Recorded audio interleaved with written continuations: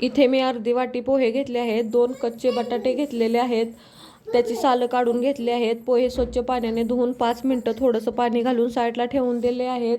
मिक्सरच्या भांड्यामध्ये पोहे, बटाटा आणि आल्याचा तुकडा घालून बारीक पेस्ट करून घेतली आहे.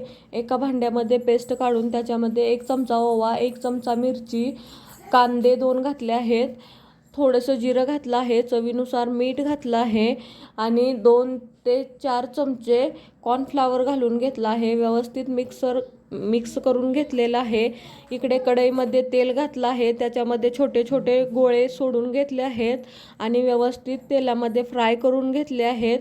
तुम्ही बघू शकता हे आपले पोहे विथ आलू भजी रेडी झालेले आहेत आणि तुम्ही हे सॉससोबत सर्व करू शकता.